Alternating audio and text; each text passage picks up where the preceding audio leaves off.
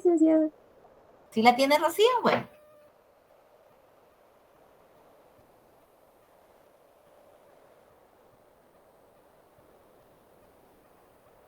Bueno.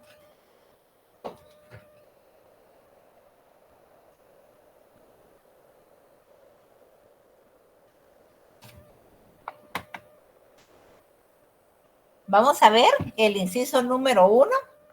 Aún no he terminado de calificar, ya varios les he calificado. Creo que a la mayoría les he hecho ver sus errores, lo que cometieron y los errores que cometieron. A los que no les ha llegado es porque todavía no he terminado de revisar. Buenos días, Fátima, bienvenida. Qué alegre saludarte. Bueno, el inciso número 1, donde era de responder en los cuadritos. Gracias, Fátima. Decía mecanismo del mercado, desplazamiento de la curva, los productores estarán dispuestos a vender más o menos, los consumidores estarán dispuestos a comprar más o menos, el precio sube o baja. En la primera decía, si la demanda aumenta, la curva de la demanda se desplaza hacia la derecha. Y entonces los productores estarán dispuestos a vender más porque ven una oportunidad de obtener mayores ingresos debido al incremento en la demanda. La demanda aumentó. ¿Los consumidores estarán dispuestos a comprar más o menos? Bueno, los consumidores querrán comprar más, ya que hay mayor interés o necesidad en el mercado por ese producto o servicio. ¿Qué pasa con el precio? Si la demanda aumenta, el precio sube. Eso lo hemos visto a lo largo de las clases de la tercera unidad. Porque con más demanda y la misma oferta, los precios tienden a aumentar. O sea, si la demanda aumenta, el precio sube.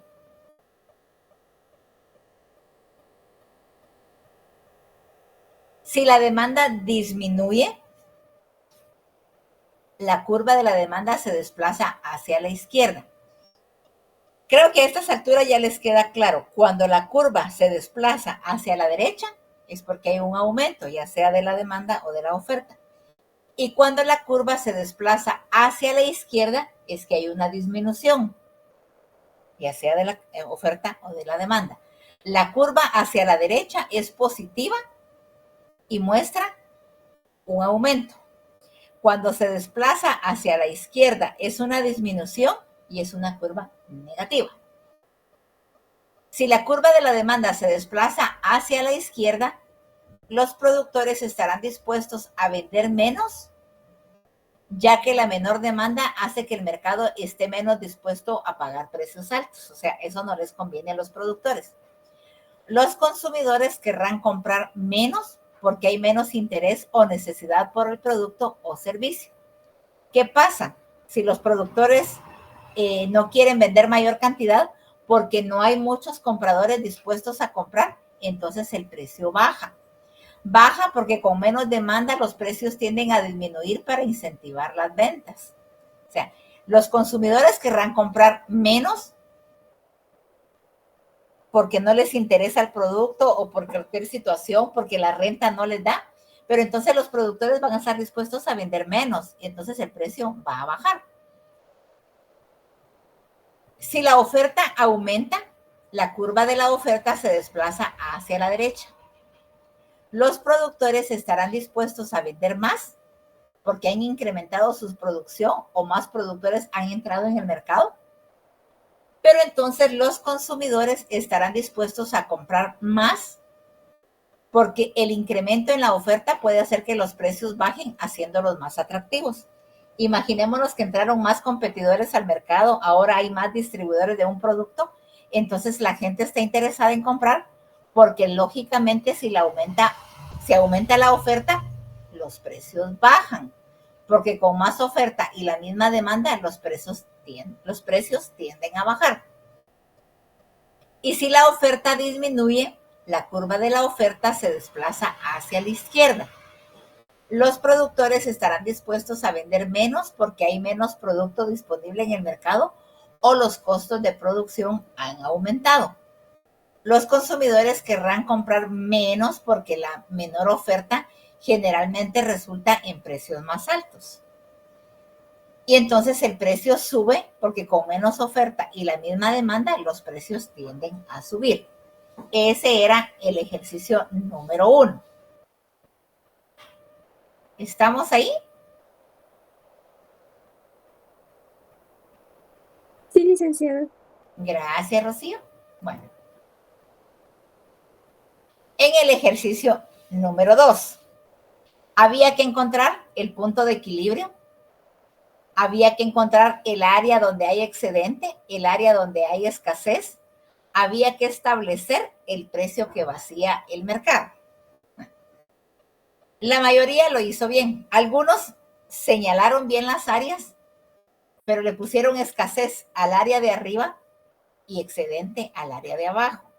Se los he ido corrigiendo. Si alguno no se lo corrijo en el ejercicio, porque se me puede pasar, pero por eso estamos viendo la solución. La gráfica tenía que quedarles de esa forma. Recordemos que del punto de equilibrio hacia arriba hay un área de excedente. Hay un excedente en el mercado. Y del punto de equilibrio hacia abajo hay un área de escasez. Y el punto de equilibrio se marca donde conjugan la oferta y la demanda, donde se combinan la oferta y la demanda. Y entonces las respuestas, otra cosa, hay algunos que no dan las respuestas.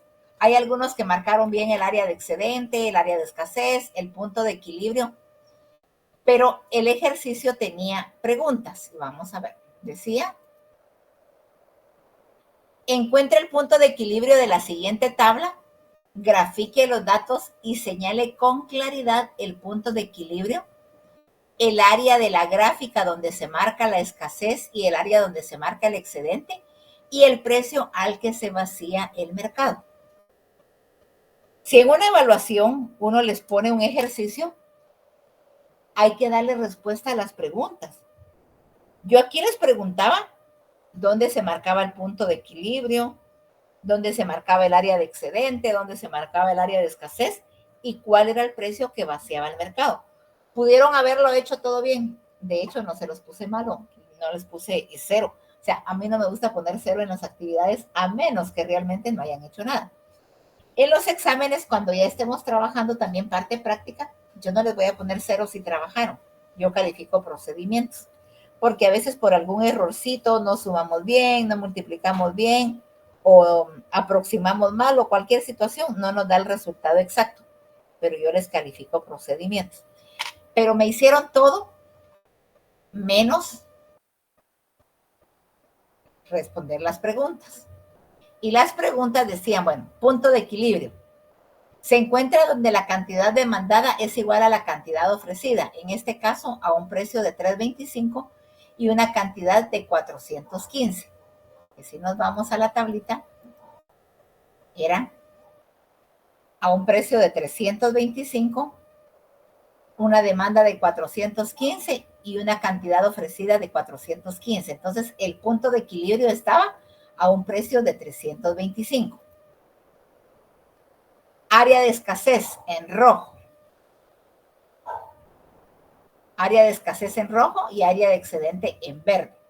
Algunos hicieron bien la gráfica, pero me pusieron que arriba era la escasez y abajo era el excedente. La forma correcta es que este es el excedente, del punto de equilibrio hacia arriba hay excedente y del punto de equilibrio hacia abajo hay escasez. Híjole, aquí no les coloqué yo la respuesta de la otra. Pero ¿cuál era el precio al que se vacía el mercado? ¿Alguien que me conteste voluntariamente? ¿Cuál era el precio al que se vaciaba el mercado? 3.25. 3.25, exactamente. Aquí me faltó colocarles esa respuesta, 3.25, pero el precio al que se vacía el mercado era a 325. ¿Estamos? Si cometieron errores, ¿ya los corrigieron? Licenciada, yo tengo una duda. En mi caso yo no puse exactamente, sí puse como una definición de cada uno de qué era lo que pasaba o qué representaba el excedente y la otra parte que no me acuerdo qué era, pero ahorita lo leo. El punto de equilibrio y la escasez, pero como tal no escribí cantidades, entonces ¿estaría mal eso o tendría que haber? ¿Ya te califiqué? No. No, es que mira, pues yo, estas ¿qué te dijera yo? La redacción de alguien, pero todos redactamos diferentes. La cosa es que me des a entender qué era lo que pasaba. Si tú me dices solo, bueno, los consumidores querrán comprar menos, yo te entiendo. Los productores están dispuestos a vender más, yo te entiendo, porque eso es realmente lo que pasa. Cada uno redacta diferente, pero que me den a entender. Sí, Lo, pero me refería a la gráfica, que si no me había especificado exactamente en qué punto a era. la gráfica. Aquí. Ajá, que yo había puesto nada más como señalado con flechitas y todo, pero no había especificado No, pero lo el... pusiste y me pusiste que es el área de excedente, con las Ajá, fichitas. Bueno, no importa. Yo ah, estoy ok. haciéndolo de esta forma para que me lo miren con claridad. Pero, por ejemplo, algunos me dejaron solo este cuadrito, mira. Y Ah, ya. solo con el cuadrito que me hayan puesto, yo ya veo que sí señalaron correctamente. O sea, no te preocupes, Carlita, que yo trato de entender qué fue lo que cada uno hizo. Gracias, licenciada. Vaya, mamita. Bueno, ¿estamos ahí? ¿Alguna duda más? A los que no les he calificado, yo espero hoy por la tarde terminar de calificar. Pero ya vieron la forma correcta de hacer la hoja.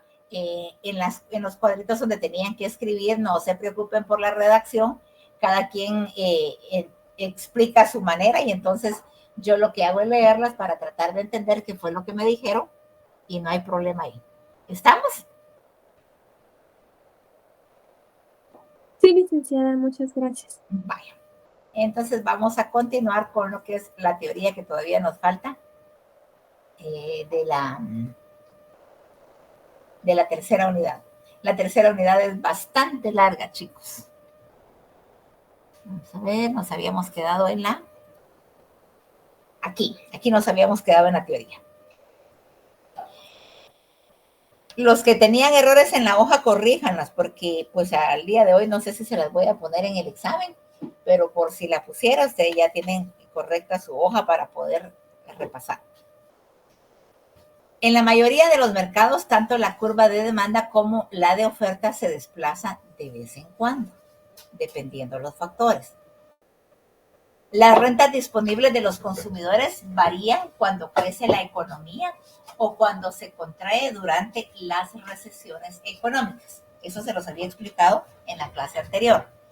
Recuerdo que les dije que una recesión económica fue como lo que pasó en Guatemala con la época de la pandemia, que muchas empresas ya no pudieron producir, muchas empresas despidieron a sus trabajadores, mucha gente se quedó sin trabajo y eso es una recesión económica que en Guatemala provocó que la renta disponible de los consumidores bajara. Las demandas de algunos bienes se desplazan dependiendo de las estaciones, por ejemplo, los combustibles, los bañadores. Se recuerdan que les dije que los bañadores son los trajes de baño, los paraguas. Recuerdo que les dije, por ejemplo, que los combustibles en época de estudiantes, en época de clases normales, que todo el mundo viaja a dejar a los hijos o los que tienen su vehículo propio y van en vehículo propio, el consumo de combustibles aumenta en esa temporada, pero luego cuando viene octubre, noviembre, diciembre, que ya no es época escolar, el consumo de los combustibles baja. Los trajes de baño, lógicamente, son apetecibles en el tiempo del verano. En tiempo de invierno, creo que no hay cómo ir a la playa, está lloviendo demasiado, entonces baja. Los paraguas, si ustedes ven, por ejemplo, en las ventas de este tipo de artículos, durante el tiempo del invierno es bien difícil poder conseguir un paraguas. Pero solo empieza el invierno y ahí vienen todos los almacenes, todos los negocios a poner en exhibición sus paraguas porque es la época en que se vende. ¿Cuándo varían los precios de los bienes relacionados con ellos? Una subida de los precios del petróleo eleva la demanda del gas natural. Una subida del petróleo y sube los combustibles. Mucha gente deja de utilizar su vehículo. ¿Por qué? Porque si el consumo del combustible está demasiado alto, es preferible dejar el vehículo y 2 o 3 viajar en uno solo para economizar.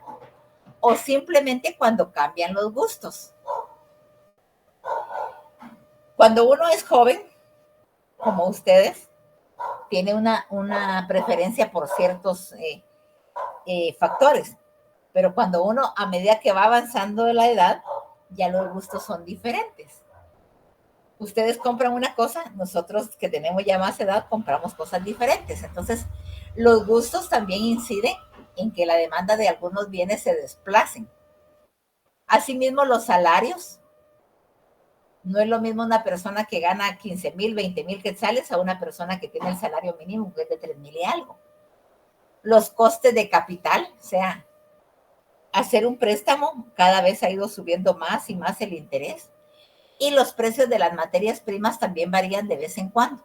Eso sabemos nosotros, que materias primas, por ejemplo, las que vienen del extranjero, a cómo varía el dólar o a cómo varía el euro, así varían los precios de la materia prima, lo cual desplaza la curva de la oferta, ya sea hacia la derecha, porque aumenta la oferta, o hacia la izquierda, porque la oferta disminuye. Para averiguar los efectos de estas variaciones, pueden utilizarse curvas de oferta y demanda. En la gráfica, la curva celeste es la de la demanda y la roja es la de la oferta. En la figura 2.6, esta es la figura 2.6, por ejemplo, los desplazamientos tanto de la oferta como de la demanda hacia la derecha dan como resultado una leve subida del precio de P1 a P2 y un aumento mucho mayor de la cantidad de Q1 a Q2. Cuando el precio está en P1, la cantidad demandada es Q1. Pero si el precio sube a Q2, la demanda sube a Q2, o podríamos decir al contrario. Si el precio baja, también la demanda baja. El nuevo equilibrio tras un desplazamiento de la oferta y de la demanda mueve las curvas. Cuando el precio está en P1 y la cantidad demandada es Q1, tenemos la curva de la oferta aquí.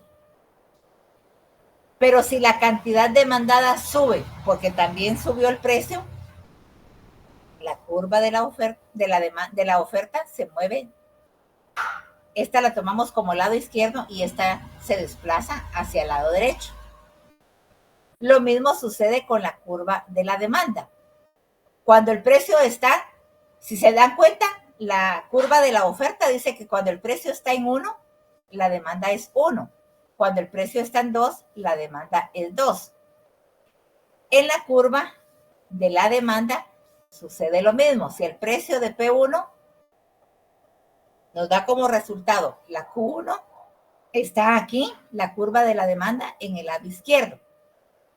Pero subió el precio o bajó el precio, dependiendo cuál sea el fenómeno que se dé, a P2, la cantidad demandada es Q2 y entonces la curva de la demanda se desplaza hacia la derecha. En general, el precio y la cantidad varían dependiendo tanto de cuánto se desplacen las curvas de oferta y demanda como de la forma de esas curvas. ¿Dónde están? Están a la izquierda, es porque la oferta y la demanda han disminuido.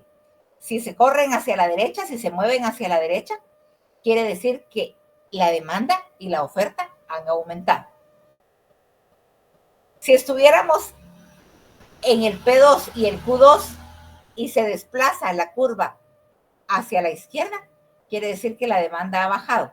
Lo mismo con la oferta. Si estamos en la derecha y se desplaza hacia la izquierda, quiere decir que la oferta también ha disminuido.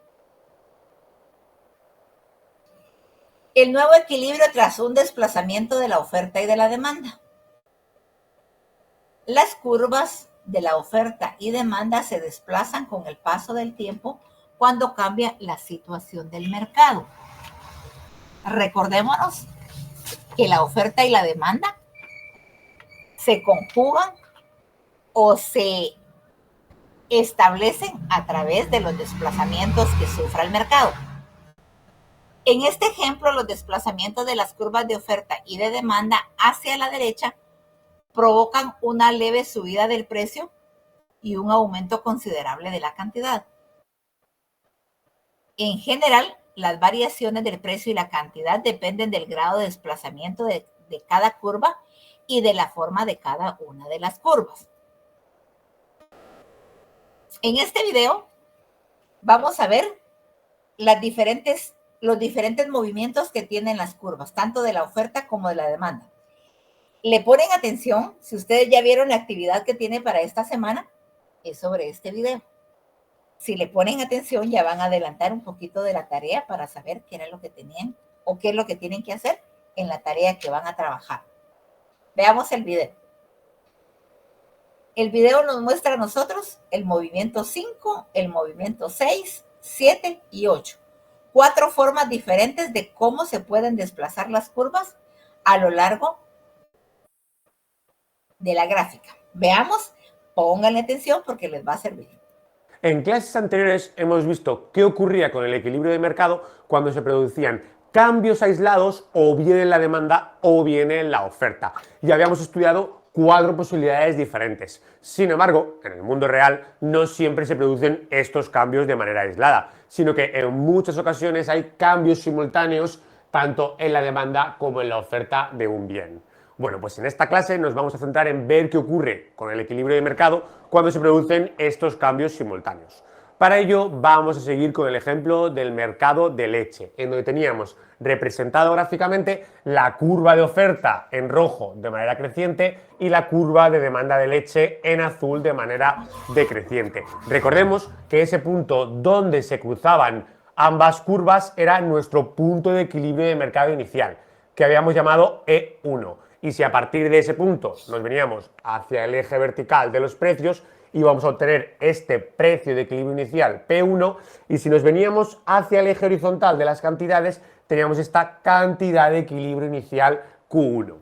Bien, pues como ya hemos visto 4 posibilidades, ahora nos vamos a centrar en un caso 5, en donde va a haber un cambio simultáneo, ya que va a aumentar tanto la demanda como va a disminuir la oferta de la leche. Bueno, ¿qué va a ocurrir? Que nosotros ahora vamos a hacer un análisis por separado, es decir, vamos a separar por un lado lo que va a producir el aumento de demanda y por otro lado el descenso de oferta. Y luego este doble cambio los vamos a juntar para ver las consecuencias en el equilibrio de mercado. Bueno, empezamos con este aumento de demanda. Nosotros lo que tenemos que recordar siempre es que cuando en demanda y oferta hablamos de aumentos o descensos, siempre el aumento significa desplazamiento a la derecha. Por lo tanto, un aumento de la curva de demanda significa que esta curva se desplaza hacia la derecha y nosotros vamos a hacer pues una paralela. Entonces recordemos, aumento de demanda, desplazamiento a la derecha. Esa nueva curva se llama curva D2 y fíjate que tener una nueva curva nos da un nuevo equilibrio de mercado. En este caso es este punto de aquí, porque es donde va a cortar la nueva curva de demanda a la curva de oferta que tenemos. Pues ese nuevo punto de equilibrio lo llamamos E2. Y a partir de él, si nos venimos hacia este eje vertical de los precios, nos va a dar el nuevo precio de equilibrio P2. Y si nos venimos hacia el eje horizontal de las cantidades, nos va a dar la nueva cantidad de equilibrio Q2. Vamos a ver qué ha ocurrido. Pues como el precio 2 está más arriba que el precio 1, podemos decir que el aumento de demanda nos lleva a un mayor precio de equilibrio. Y la cantidad 2 está a la derecha de la Q1, por lo tanto, vamos a decir que eso también es un aumento de la cantidad de equilibrio. Entonces, ¿qué vamos a hacer? Bueno, vamos a hacer en este cuadrito, decir, oye, ya sabemos el efecto del aumento de demanda. Va a provocar, por un lado, aquí, un aumento del precio y, por otro lado, aquí, va a provocar también un aumento de equilibrio. Bueno, lo dejamos ahí anotado que ya sabemos qué pasa con el aumento de demanda. Vamos con el descenso de oferta. Bueno, pues al igual que el aumento era un desplazamiento a la derecha, recordemos, pues ahora un descenso siempre es un desplazamiento a la izquierda. En este caso, como estamos con la oferta se viene hacia la izquierda. Vamos a hacer lo mismo, vamos a hacer una paralela. Bueno, pues esta paralela a la izquierda, porque es un descenso, se va a llamar curva de oferta O2. Y como tenemos una nueva curva de oferta, también tenemos un nuevo punto de equilibrio, que es el punto en donde esta nueva curva de oferta corta a la demanda que ya tenemos. Ese nuevo punto lo vamos a llamar E2. De nuevo, nos venimos del punto a los precios, y ahí tenemos el precio de equilibrio P2. Y si nos venimos hacia las cantidades, la nueva cantidad de equilibrio, que vamos a llamar Q2. Vamos a ver ahora qué es lo que ha pasado. Por un lado, los precios también aumentan, porque el precio 2 está más arriba del precio 1. ¿Qué ha pasado con la cantidad? Bueno, ahora la cantidad 2 está más a la izquierda de la cantidad 1. Por lo tanto, como está más a la izquierda, eso se trata de un descenso. Pues vamos a anotarlo. Por un lado hemos dicho que al descender la oferta está aumentando el precio, aquí lo tenemos, aumento de precio por un lado, pero por otro lado hemos dicho que la cantidad disminuye. Bueno, pues la cantidad, anotamos esta disminución.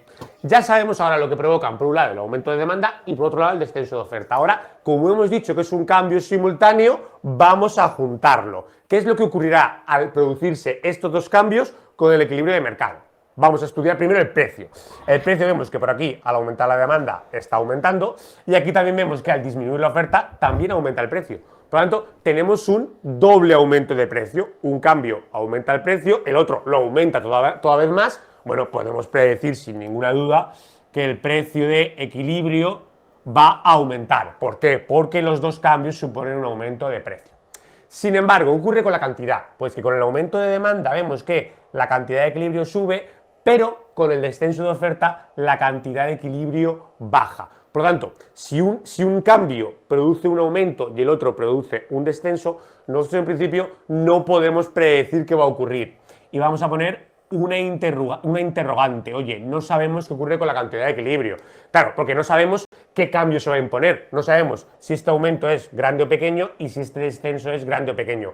Como no sabemos cuál va a ganar de los dos, decimos que no sabemos qué ocurrirá con la cantidad de equilibrio.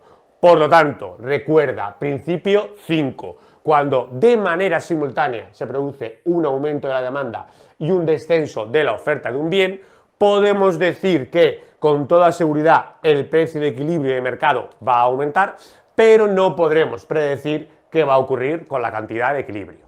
Ahora vamos a ver un caso 6, en el que de manera simultánea lo que va a ocurrir es que va a descender la demanda y va a aumentar la oferta de leche. Vamos de nuevo a aislar los cambios. Empezamos con el descenso de demanda, que recordemos, siempre que hablamos de un descenso, estamos diciendo que es un desplazamiento a la izquierda. Bueno, pues vamos a hacer esta paralela a la demanda que ya teníamos y la vamos a llamar demanda 2. Como tenemos esta nueva curva de demanda, tendremos este nuevo equilibrio de mercado en el punto que esta demanda corta a la oferta que ya teníamos.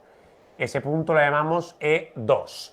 Y si de nuevo nos venimos al precio, esto nos da nuestro nuevo precio de equilibrio, P2, y si nos venimos hacia la cantidad, tendremos esta nueva cantidad de equilibrio, Q2. Vamos a ver qué ha ocurrido. Fíjate que ahora el precio 2 está más abajo que el precio 1 y por tanto supone una disminución del precio de equilibrio.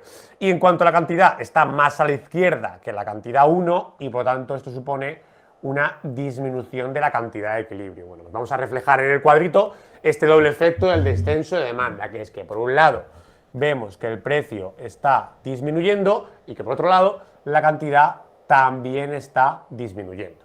Ahora vamos a ver qué ocurre con el aumento de oferta. Recordemos que aumento siempre significa desplazamiento a la derecha. Pues vamos a hacer esa paralela a la derecha y esta nueva curva que nos sale paralela, más o menos paralela, debe ser oferta 2, que nos da un nuevo equilibrio de mercado, que va a ser este puntito de aquí, que vamos a llamar equilibrio 2. Bueno, como siempre, esto ya lo sabemos hacer, nos venimos hacia los precios y tendremos este precio 2, y si nos venimos hacia las cantidades, tendremos esta cantidad 2. Vamos a ver qué ha ocurrido. El precio 2 está más abajo y por tanto se supone una disminución del precio de equilibrio y la cantidad 2 está más a la derecha. Bueno, pues eso supone una cantidad, un aumento de la cantidad de equilibrio. Vamos a poner este doble efecto del aumento de oferta. Por un lado vemos que está disminuyendo el precio y por otro lado la cantidad está aumentando. Bueno, ya tenemos de manera aislada qué ocurre por un lado con la disminución de la demanda, aquí lo tenemos, y por otro lado con el aumento de oferta, aquí lo tenemos. Ahora vamos a juntarlo. ¿Qué podemos decir que ocurrirá con el precio de equilibrio? Bueno, pues si el descenso de la demanda está disminuyendo el precio de equilibrio y el aumento de la oferta también lo disminuye, pues obviamente baja el precio y luego baja más, podemos predecir sin ninguna duda que este precio de equilibrio va a bajar. Claro, tenemos que los dos cambios producen que disminuya. Y luego, ¿qué va a ocurrir con la cantidad de equilibrio? Bueno, pues el descenso de demanda produce que la cantidad de equilibrio baje, pero el aumento de oferta provoca que la cantidad de equilibrio suba. Por lo tanto, uno está haciendo que baje y el otro que suba. no podemos predecir qué ocurrirá con la cantidad de equilibrio, porque los cambios están produciendo cada uno una cosa diferente.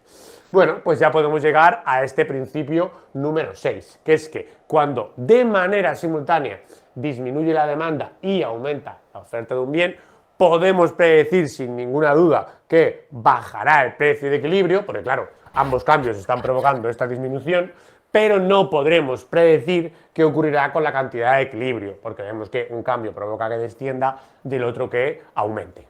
Ahora vamos a ver un caso número 7, en el que de manera simultánea va a aumentar la demanda y también aumentar la oferta de leche. Aquí fíjate que estamos mezclando este aumento de demanda, que era la primera parte del caso 5, con este aumento de oferta, que era la segunda parte del caso 6. Bueno, ya hemos visto qué ocurría cuando aumentaba la demanda. Esta se desplazaba a la derecha y llegábamos a este nuevo equilibrio de mercado que nos daba, por un lado, un mayor precio y por otro lado, una mayor cantidad de equilibrio. Esto ya sabemos que siempre los efectos con el aumento de demanda. Con el aumento de oferta, también lo hemos visto, se desplazaba hacia la derecha la oferta y esto nos iba a llevar a un nuevo punto de equilibrio con el precio más bajo, pero por otro lado con la cantidad más alta, ¿vale? Subía la cantidad de equilibrio. De manera conjunta, ¿qué es lo que pasa cuando juntamos estos dos efectos? Pues nos podemos dar cuenta que por un lado el aumento de la demanda sube el precio, pero por otro lado el aumento de la oferta lo está disminuyendo. Por lo tanto, si uno sube y el otro lo disminuye, no podemos saber con certeza qué es lo que está ocurriendo, ya que cada cambio hace que el precio varíe en diferente dirección. ¿Qué ocurre con la cantidad de equilibrio? Bueno, pues que aquí vemos que tanto el aumento de demanda como el aumento de oferta, los dos están provocando que la cantidad de equilibrio, como los dos van en la misma dirección, podemos predecir sin ninguna duda que la cantidad de equilibrio aumentará. Por lo tanto, en este principio número 7, cuando de manera simultánea tanto la demanda como la oferta de un bien aumentan, diremos que no podemos predecir qué ocurrirá con el precio de equilibrio, pero sabremos con toda seguridad que se producirá un aumento de la cantidad de equilibrio. Y ya llegamos al octavo y último caso, en donde al mismo tiempo se produce una disminución de la demanda y una disminución de la oferta. Bueno, como ya hemos visto en la primera parte del caso 6, esta disminución de la demanda desplazaba la demanda a la izquierda y en este nuevo equilibrio de mercado vimos que el precio estaba disminuyendo y veíamos que esta cantidad también disminuía. Entonces ya sabemos, como siempre, estos efectos de la disminución de demanda. En cuanto a la disminución de la oferta, también los vimos, en este caso, en la segunda parte del caso 5. Al desplazarse la oferta hacia la izquierda, llegamos a este nuevo equilibrio de mercado que va a subir el precio de equilibrio y que va a disminuir esta cantidad de equilibrio. Por lo tanto, esos eran los efectos que vimos en esa disminución de oferta. ¿Qué vamos a hacer ahora? Bueno, pues ver de manera simultánea qué van a provocar en el equilibrio. Ya sabemos que por un lado está descendiendo el precio de equilibrio, pero por el otro lado está subiendo. Por lo tanto, si un cambio hace que el precio baje y el otro hace que el precio sube, como van en distinta dirección, diremos que no podemos predecir qué va a ocurrir con el precio de equilibrio. Vamos a ver qué ocurre con la cantidad. Bueno, pues por un lado, la disminución de la demanda hace que baje la cantidad de equilibrio y por otro lado, la disminución de la oferta hace que la cantidad baje todavía más. Por lo tanto, como los dos van en la misma dirección, los dos bajan, ahora sí que podemos predecir. Oye, sabemos que la cantidad de equilibrio disminuye. Por lo tanto, en este octavo caso, podemos predecir que cuando disminuye la demanda y disminuye la oferta al mismo tiempo, sabremos con toda seguridad que la cantidad de equilibrio va a disminuir, pero no podremos hacer ninguna predicción en lo que refiere al precio de equilibrio. Podemos concluir que cuando hay cambios simultáneos en demanda y en oferta, siempre va a haber una de las dos variables, precio o cantidad de equilibrio, que no vamos a poder predecir. Un pequeño truco es recordar que cuando la demanda y la oferta van en diferente dirección, es decir, que cuando una sube y la otra baja, como ocurre con el principio 5 y 6, entonces no podremos predecir qué ocurre con la cantidad de equilibrio. Pero cuando demanda y oferta sí que van en la misma dirección, es decir, las dos suben o las dos disminuyen, como ocurre en el principio 7 y 8, entonces no podremos predecir qué ocurre con el precio de equilibrio.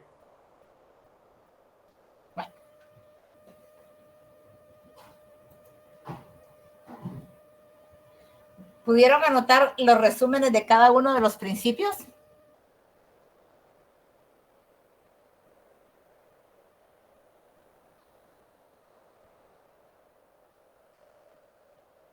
chicos pudieron analizar cuál era el resumen de cada uno de los principios.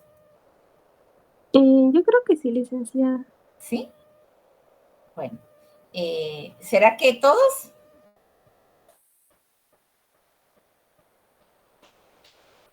David Giovanni dice que sí. Fátima, Stephanie Rocío.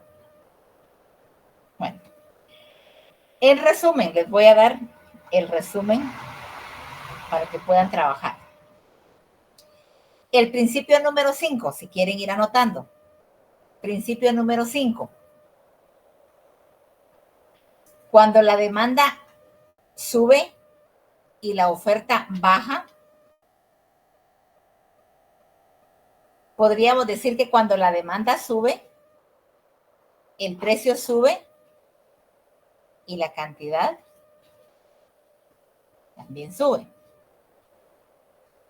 La oferta, cuando baja la oferta en el principio 5, el precio sube y la cantidad baja. ¿Están anotando?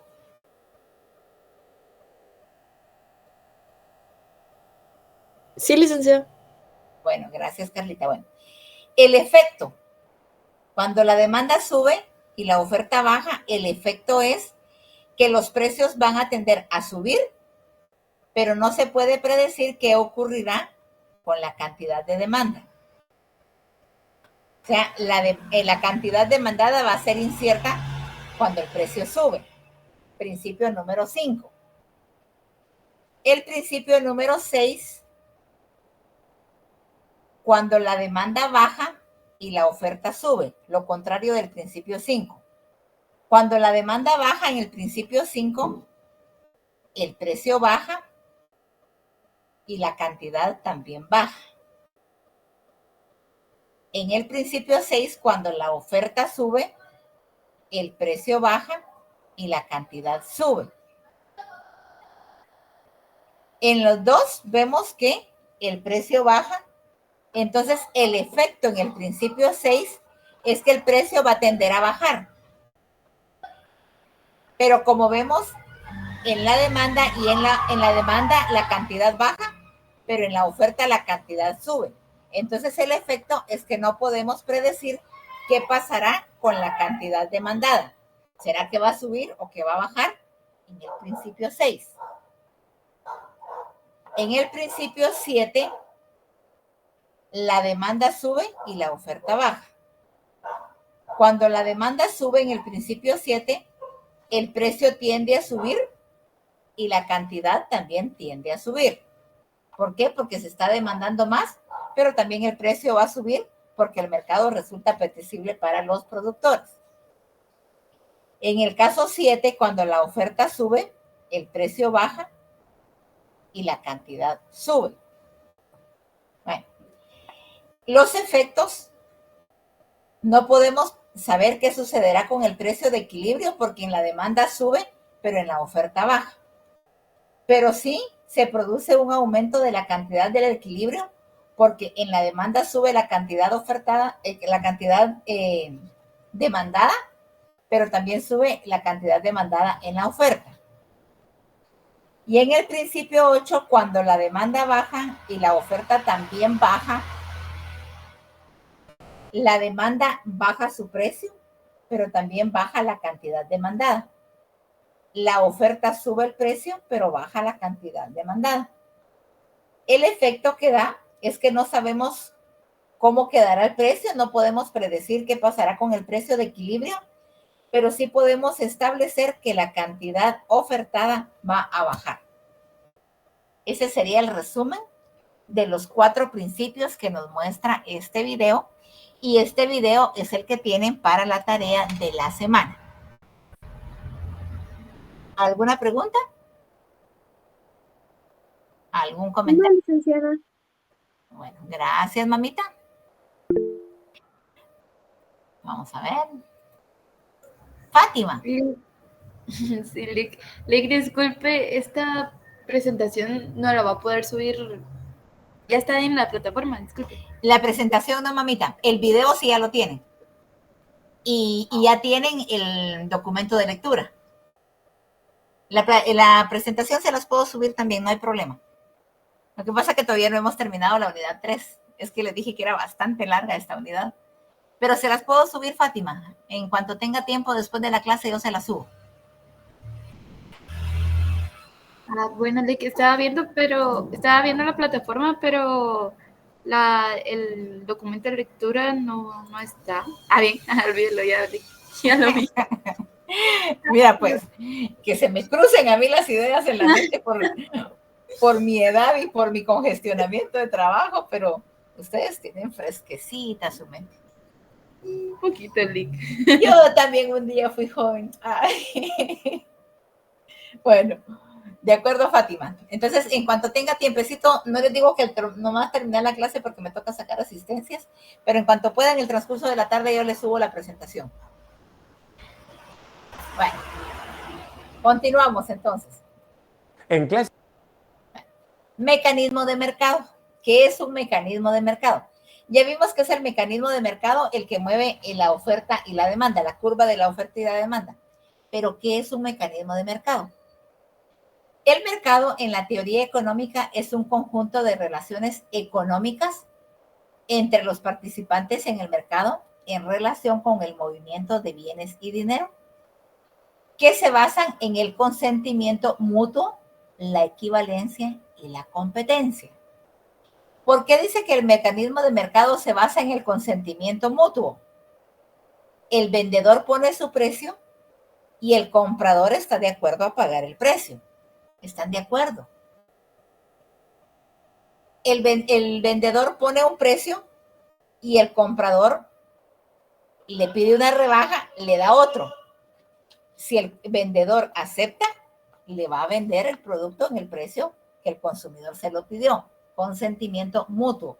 Los dos están de acuerdo. Cuando se realiza una venta y el consumidor realiza una compra, es porque los dos están de acuerdo. La equivalencia. ¿A qué se refiere la equivalencia en el mecanismo de mercado? A que, por ejemplo, el vendedor está entregando 1 libra de papa y el comprador le está pagando lo que vale la libra de papa. El comprador entregó el dinero correspondiente a lo que valía la libra de papa y el vendedor está recibiendo el equivalente a la papa que le entregó. Y la competencia. En el mercado ya sabemos nosotros, con quién podemos comprar más barata la verdura, con quién podemos comprar más barata la carne. Y ellos, a pesar de que en cierto momento se ponen de acuerdo con los precios que van a manejar, también es cierto que algunos cuando ven que no hay ventas, que la demanda es muy poca, pues tienden a bajar sus precios, lo que nos mostraba el video.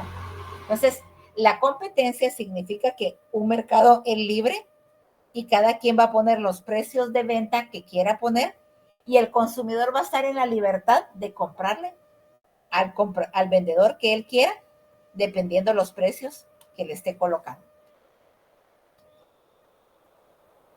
Se considera que el fundador de la teoría del mercado es Adam Smith. Adam Smith es un representante de la escuela clásica, que fue el primero en señalar las razones del desarrollo del intercambio de la bolsa de productos básicos y, por lo tanto, del mercado. Esta es la razón por la que Adam Smith consideró las capacidades de producción limitadas del hombre. ¿Se recuerdan qué es la economía? Stephanie, Cristina, ¿te recuerdas qué es la economía? Esos conceptos los vimos al inicio del curso. Stephanie, Cristina, ¿te recuerdas? Sí, ¿Qué es la economía? es cuando la sociedad se junta para aprovechar máximo sus recursos, o sea, y tener, satisfacer todas sus necesidades Exacto. Exactamente eso es la economía. El aprovechamiento de sus escasos recursos para satisfacer las necesidades de la sociedad. Gracias, Stephanie. Esta es la razón por la que Adam Smith consideró las capacidades de producción limitadas del hombre que pueden ser incrementadas por la división pública del trabajo. O sea, aprovechar los escasos recursos va a depender de la división del trabajo o del aprovechamiento que la sociedad haga de esos escasos recursos, que en última instancia conducen al surgimiento del intercambio y la formación del mercado. ¿Por qué el mercado contribuye al mejor aprovechamiento de los recursos? Porque los productores van a tratar de sacar el máximo provecho de lo que están produciendo, de lo que están vendiendo, y los consumidores van a tratar de sacar el máximo provecho de su renta limitada, de lo poco que gana, invertirlo bien para poder obtener los recursos necesarios para su sobrevivencia. Adam Smith es el padre de la teoría económica. El mecanismo de mercado es un sistema de interconexión e interacción de los elementos básicos del mercado: la demanda, la oferta, el precio, la competencia y las leyes económicas básicas del mercado. El mecanismo de mercado opera sobre la base de leyes económicas: cambios en la demanda, cambios en la oferta, ya lo vimos, cómo puede cambiar la demanda, cómo puede cambiar la oferta, el equilibrio de los precios, ya vimos lo que es un equilibrio de precios, cuando el mercado está en equilibrio, la competencia, los costos, las utilidades y las ganancias. Los principales objetivos del mercado son la demanda y la oferta. Su interacción determina qué producir, en qué cantidad producir y a qué precio vender. El mecanismo de mercado entonces determina qué producir, qué cantidad producir y a qué precio vender. 3 preguntas que se responden a través del mecanismo de mercado.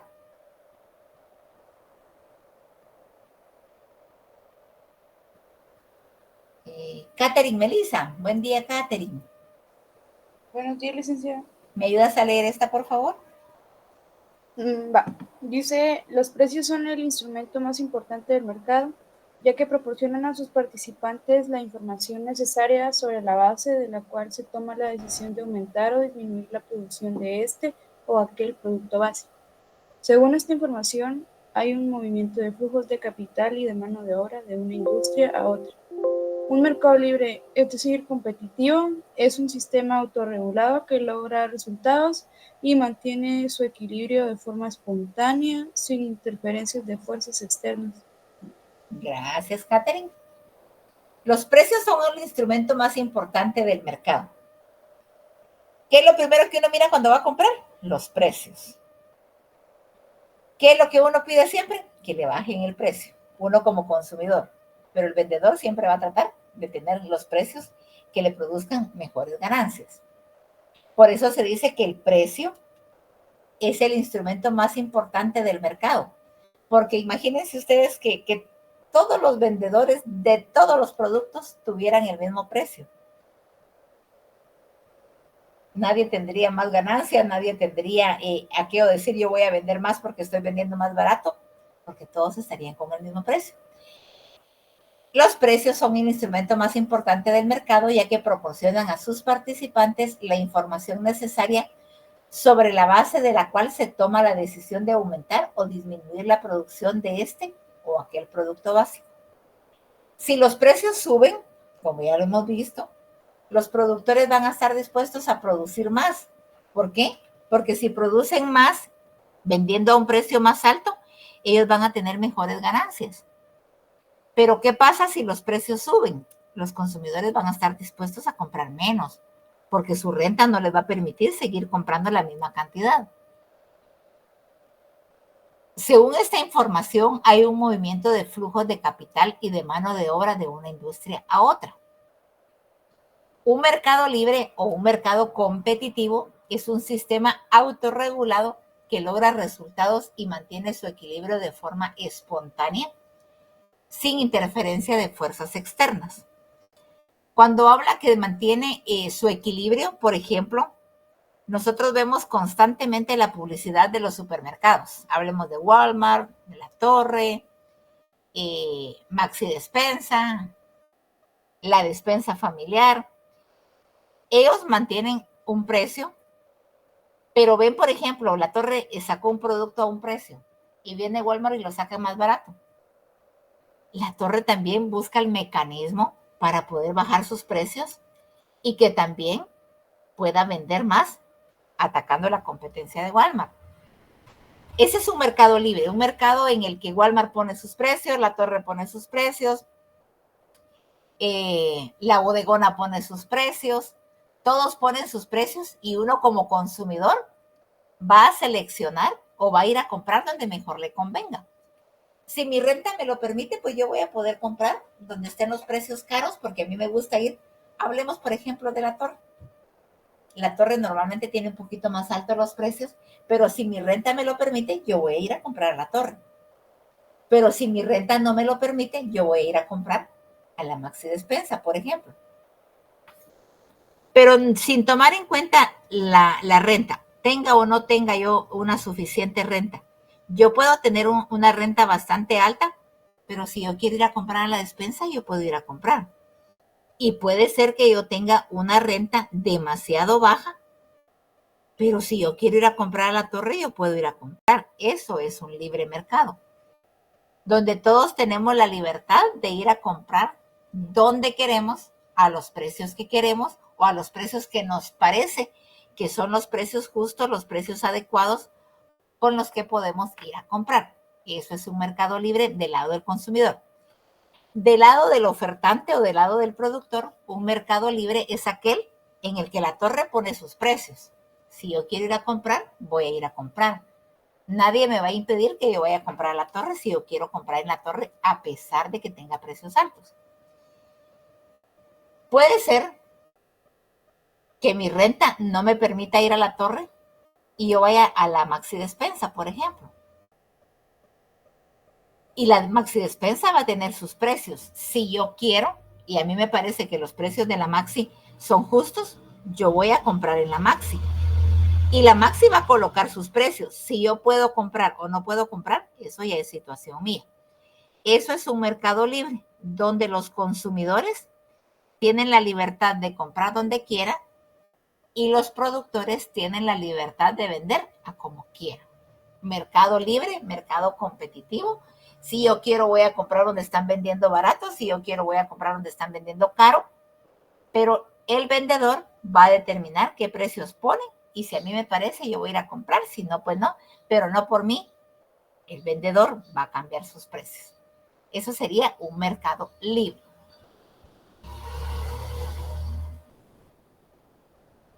Indicadores de un mercado libre. Vamos a ver. Ángel Gabriel. Buen día, Ángel Gabriel. ¿Me ayudas a leer esta, por favor?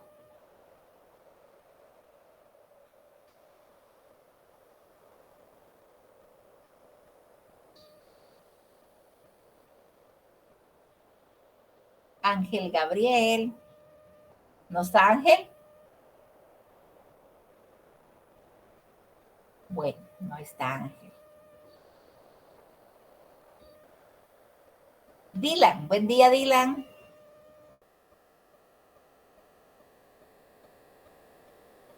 Buenos días, licenciada. ¿Me ayudas a leer esta, por favor, Dylan?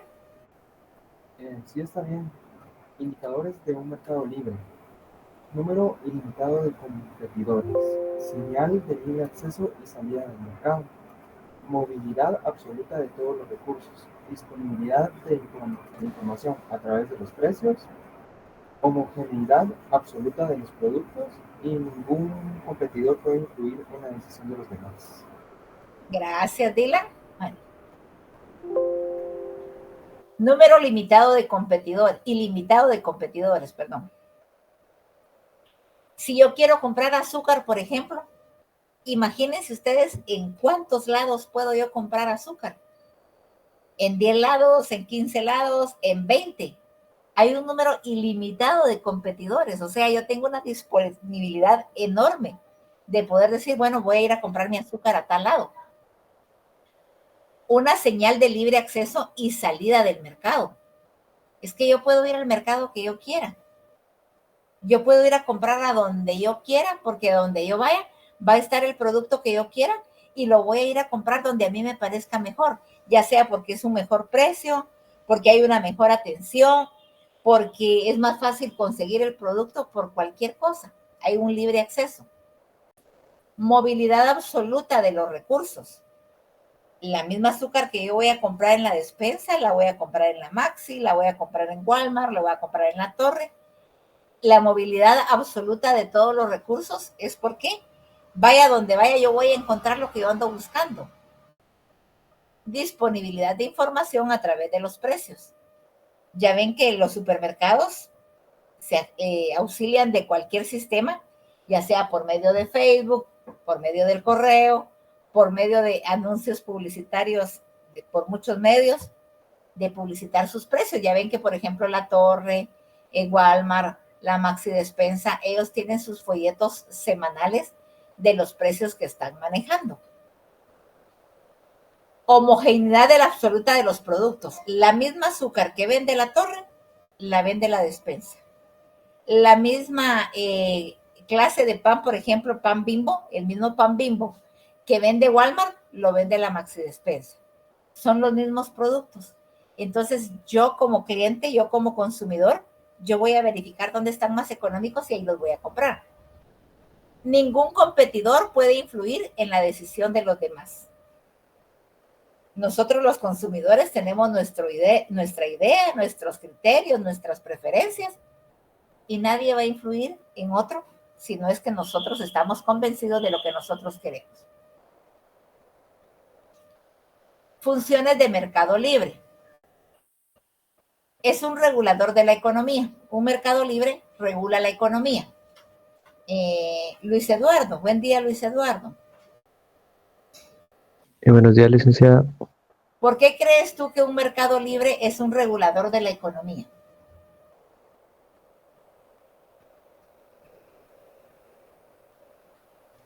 Pues la verdad no sé, supongo que sería más que nada porque en el mercado libre se regularía más que nada como por la oferta y de la demanda.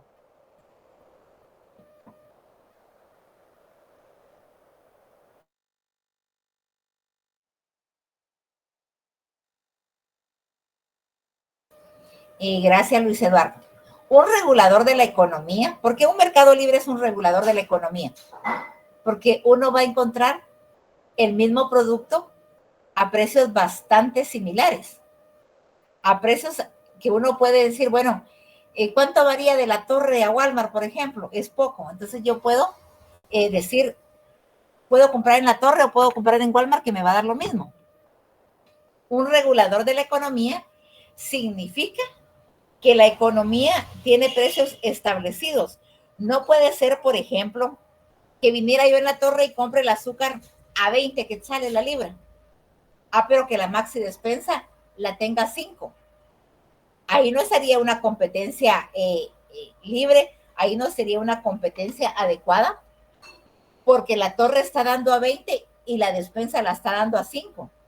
¿Quién en su sano juicio va a ir a pagar el azúcar a 20 si la puedo comprar a 5 en la despensa? Un mercado libre entonces es regulador de la economía porque los precios no van a variar mayor cantidad entre una y entre otra. Es un medio para garantizar las relaciones económicas nacionales. Cuando hablamos de un medio para garantizar las relaciones económicas nacionales, quiere decir que dentro de un país los precios se manejan bastante similares en un país. Pero, por ejemplo, nosotros aquí en Guatemala pagamos bastante alto el precio del gas propano, mientras que en El Salvador el precio del gas propano es mucho más bajo de lo que nosotros pagamos aquí. Si aquí, por ejemplo, un cilindro de 25 libras está alrededor, pienso yo, que de unos 110 quetzales el cilindro, en El Salvador se conseguirá como a 90. De un país a otro la diferencia de precios puede ser bastante grande. El problema de la leche, por ejemplo, la leche que entra de contrabando mexicano es mucho más económica que la leche que nosotros compramos aquí que tiene un mercado regulado, que tiene un mercado legal, por ejemplo, que paga sus impuestos. Hay, por ejemplo, leche que se compra en el contrabando mexicano. Hablemos de precios ficticios porque la verdad es que no me conozco bien los precios. Pero hablemos que en el mercado de contrabando, un bote de leche vale 200 quetzales. En un mercado regular, en un mercado legalizado, ese bote de leche puede costar 300, 325, las leches que son bastante caras para los bebés. Es un instrumento, dice, para garantizar las relaciones económicas nacionales. ¿Por qué el gobierno prohíbe, por ejemplo, que entre la mercadería mexicana? Porque viene a un precio más barato. ¿Por qué, por ejemplo, prohíbe que entren algunos productos de Estados Unidos? Porque vienen más baratos. Entonces vienen a perjudicar el mercado nacional que mantiene los precios casi que similares entre un comerciante y otro, pero cuando son productos comprados y producidos en Guatemala. Un mercado libre también es un instrumento de información a través de los precios. Pues todo el mundo da a conocer sus precios y uno va a ir a comprar a donde uno quiere ir a comprar, a donde uno le parezca mejor.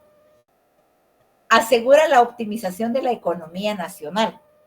¿Por qué? Si todos los productores nacionales tienen los precios bastante similares, no tan iguales porque siempre varía por alguna situación, pero precios bastante similares y encima de eso mejores precios de productos que puedan venir del extranjero, pues está asegurando que la economía nacional va a estar muy bien.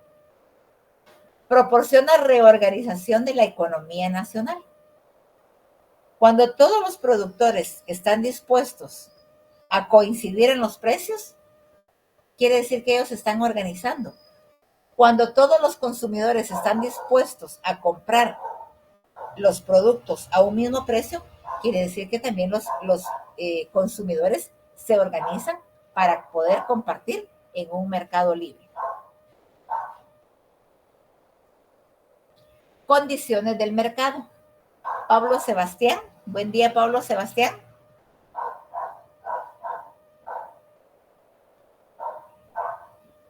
Buenos días, licenciada. ¿Está por favor, Pablo? Que lo lea. Es que no escuché bien.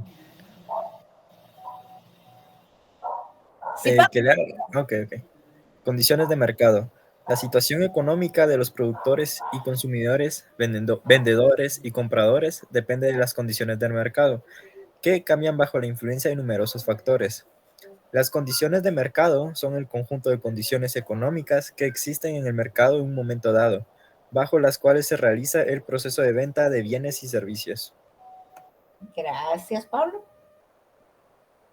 La situación económica de productores y consumidores, vendedores y compradores, o sea, llamándole de las dos formas. Depende de las condiciones del mercado que cambian bajo la influencia de numerosos factores. Esos factores ya hemos visto en reiteradas ocasiones a qué se refieren. Wagner Emanuel. Buen día, Wagner. Buenos días, licenciado. ¿Me podrías mencionar algunos de los factores que inciden en las condiciones del mercado?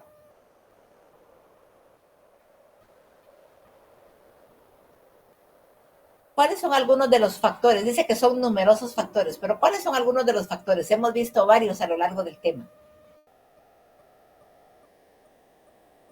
No, licenciado, ahorita sí no me agarró en curva. Bueno, Stephanie Rocío. Sí, licenciada. ¿Me podrías tú mencionar algunos de los factores que inciden en las condiciones del mercado? Hemos visto varios.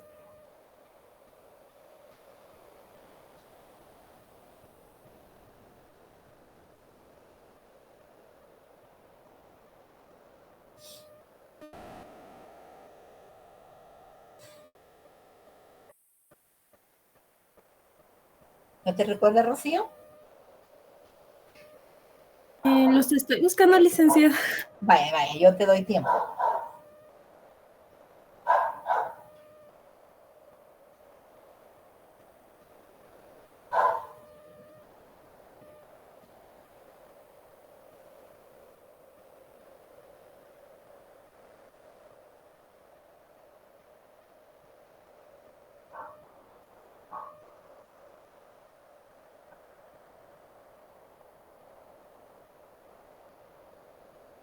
Serían separados de lo que sería la oferta y demanda, ¿verdad? No, mamita, son los mismos factores que mueven la curva de la oferta y la curva de la demanda. No, precio y cantidad. Ajá. ¿Cómo cambia? O sea, ¿qué factores son los que influyen? ¿Te recuerdas? Lo hemos visto.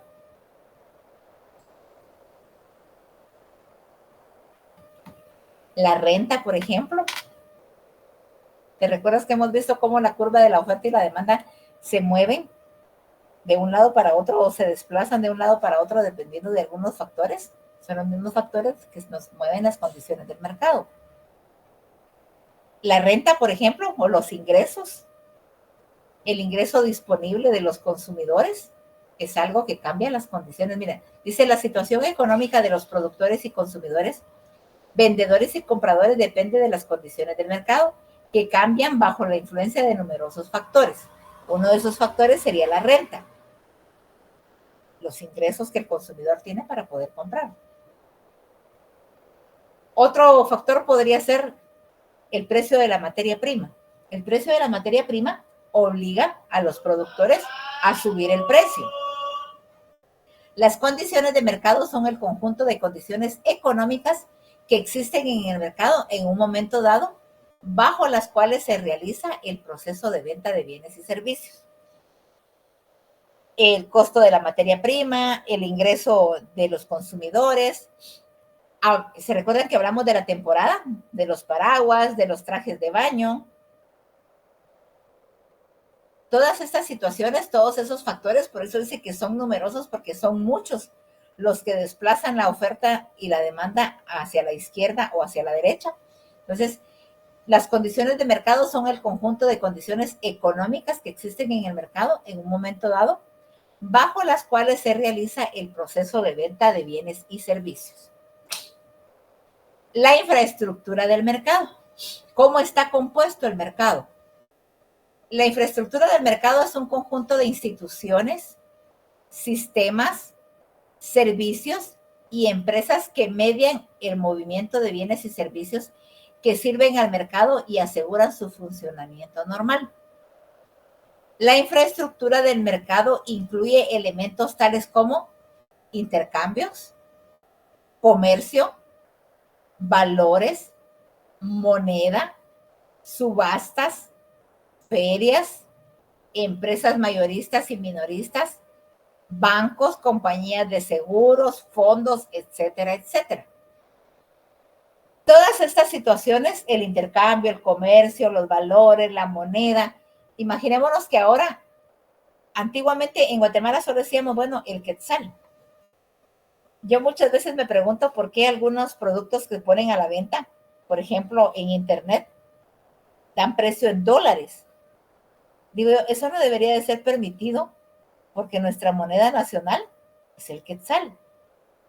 Pero, sin embargo, hay precios de productos en dólares, el intercambio de la moneda.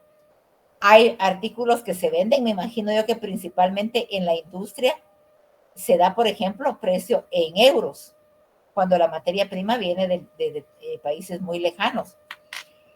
En pesos, cuando compramos con mexicanos, por ejemplo. En colones, cuando compramos con El Salvador, aunque El Salvador ahora también ya oficializó el dólar como su moneda.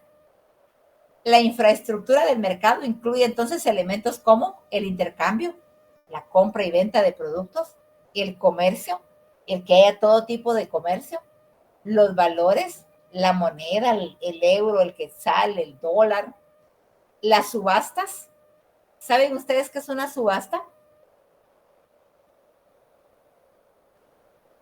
¿Alguien que me diga si sabe qué es una subasta?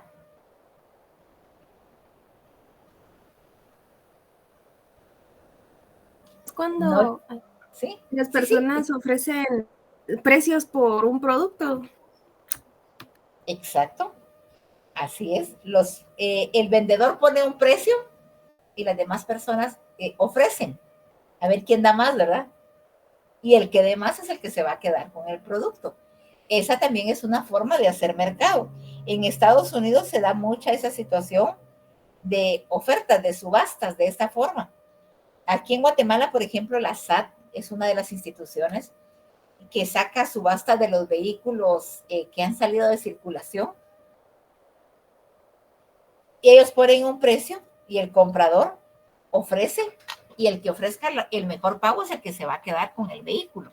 Las ferias, por ejemplo, ¿verdad? Ahorita estaba yo escuchando que va a regresar Interfer. Interfer es una feria donde uno encuentra toda clase de productos, todo lo que uno quiera comprar lo va a encontrar ahí. Empresas mayoristas y minoristas. Bueno, hay empresas que se dedican a vender a nivel mayorista y hay otras que venden a minoristas. Los bancos, las compañías de seguro, los fondos, todas estos tipos de negocio son los que componen la infraestructura del mercado, las diferentes modalidades que tiene el mercado para existir. Dentro de la estructura del mercado es la conformación interna, la ubicación y el orden de los elementos individuales del mercado. Se pueden distinguir los siguientes criterios para la clasificación de la estructura del mercado. Por ubicación geográfica. Puede ser un mercado local, solo en una localidad. Puede ser a nivel nacional o puede ser un mercado global, un mercado que se dé a nivel mundial. La estructura del mercado por objetos de relaciones de mercado. Mercado de bienes y servicios de consumo, lo que nosotros compramos tradicionalmente. El mercado de valores financieros. Vamos a ver. Carla Rosemary. Carlita, ¿me puedes dar un ejemplo de un mercado de valores financieros?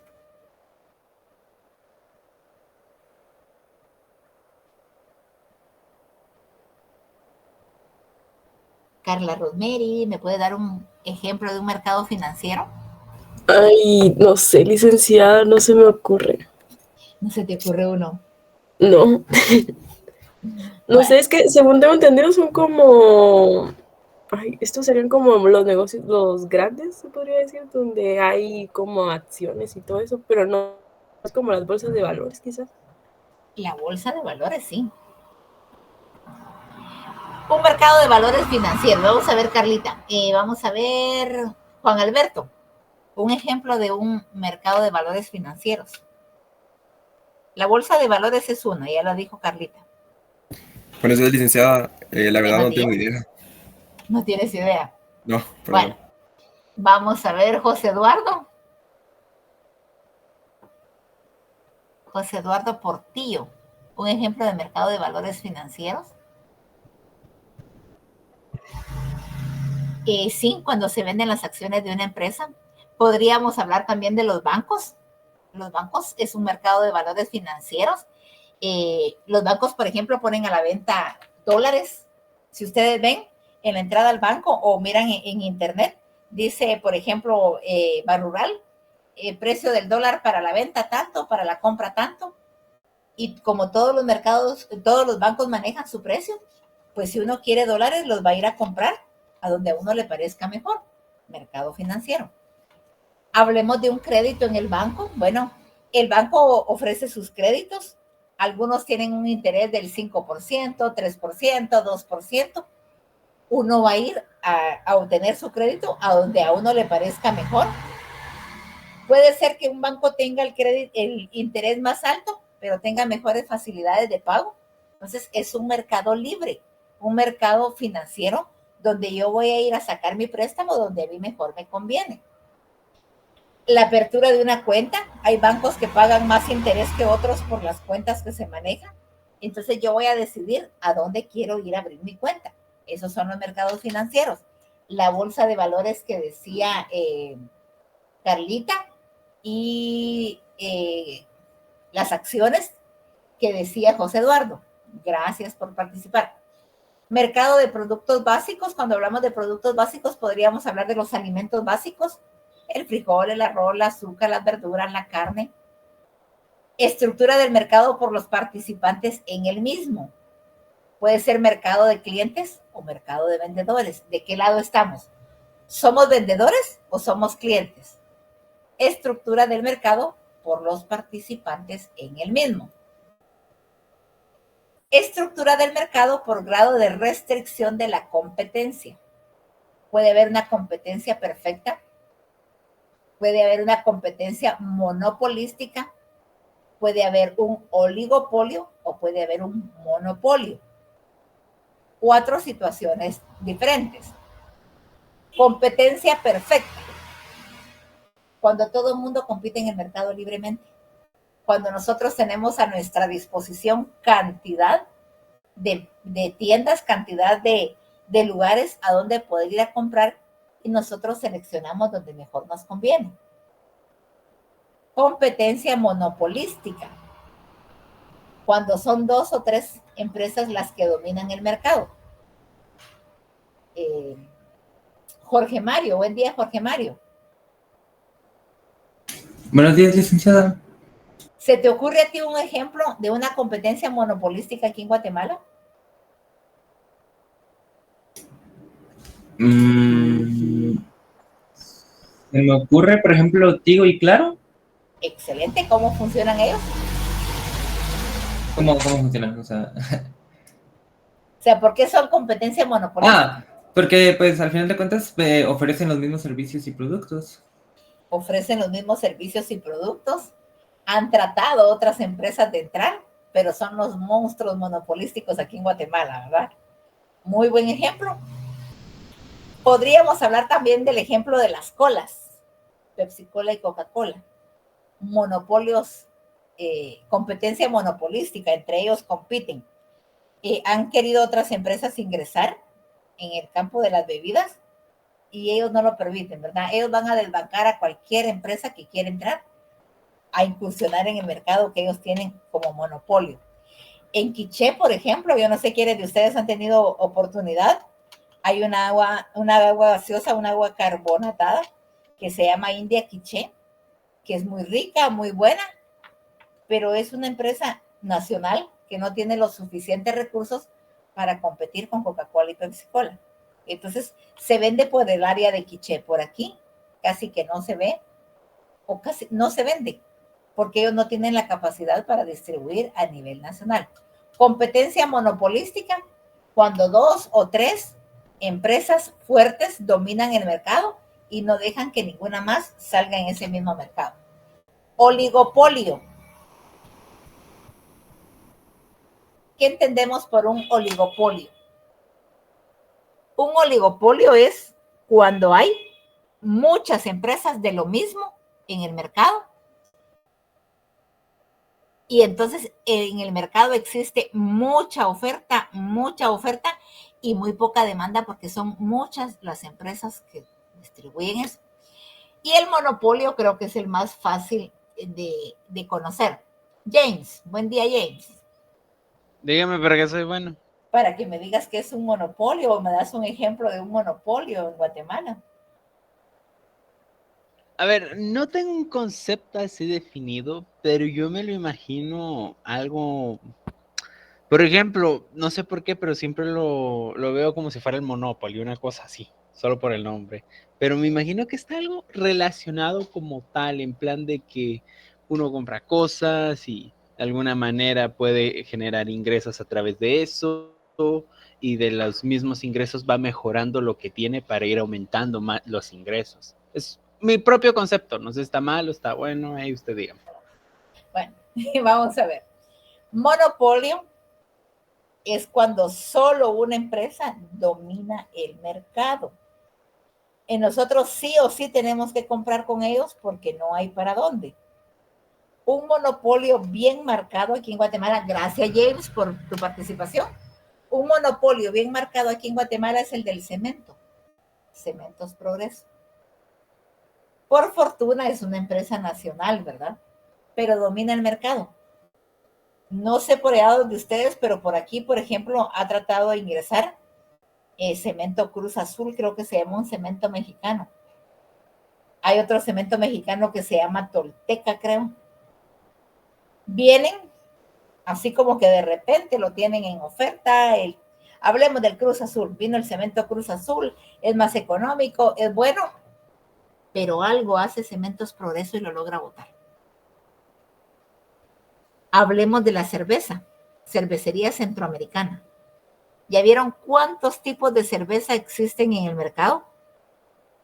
Pero Cervecería Centroamericana tiene el monopolio completito de lo que es la cerveza. Ustedes miran oferta de la Brava, oferta de la Ice, oferta de la Corona, pero es bien difícil encontrar una oferta de la Gallo, porque Cerveza Gallo mantiene su precio. Dicen los que toman que es mejor que las otras, pero tienen un monopolio tal en ese lado. Hablemos del monopolio del agua pura salvavidas, que también es de Cervecería Centroamericana. A cualquier rincón del país que uno vaya va a encontrar agua pura salvavidas. En los municipios, en los departamentos han iniciado ventas de agua pura, muchos emprendedores con su negocio de agua pura, y venden, pero no venden a la cantidad que vende, por ejemplo, agua pura salvavidas. Eso serían los monopolios.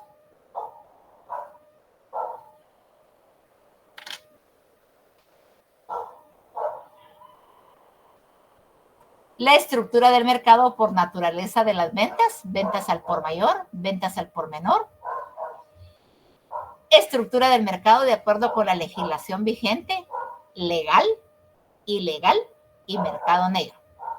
Cuando esto de ventas al por mayor y al por menor creo que lo entendemos con facilidad. Los que venden en mayoristas, por ejemplo, hablemos de PriceSmart. PriceSmart solo le vende a uno por media docena, por paquete de 3. Ventas al por mayor. Y ventas al por menor, por ejemplo, uno va a Walmart y puede comprar una caja de leche, puede comprar, qué sé yo, una botella de champán por unidad al por menor. En cuanto a legal, son las empresas que están legalmente registradas para operar. Ilegal, cuando hay muchas empresas que funcionan pero no están inscritas legalmente. Y el mercado negro es cuando se vende algo que está prohibido. Hablemos de las drogas. Las drogas se consiguen, ustedes no van a conseguir, por ejemplo, hablemos de cocaína. Legalmente, aquí en Guatemala no, hay países que sí, pero aquí en Guatemala, por ejemplo, no van a vender cocaína legalmente. Tampoco la van a vender los negocios que están establecidos, pero que no están registrados. Los venden quienes están en el mercado negro. Quienes no pagan impuestos, quienes no pagan nada, porque se trabaja a través del mercado negro. ¿Alguna pregunta hasta donde llegamos el día de hoy? ¿Algo que no les haya quedado claro?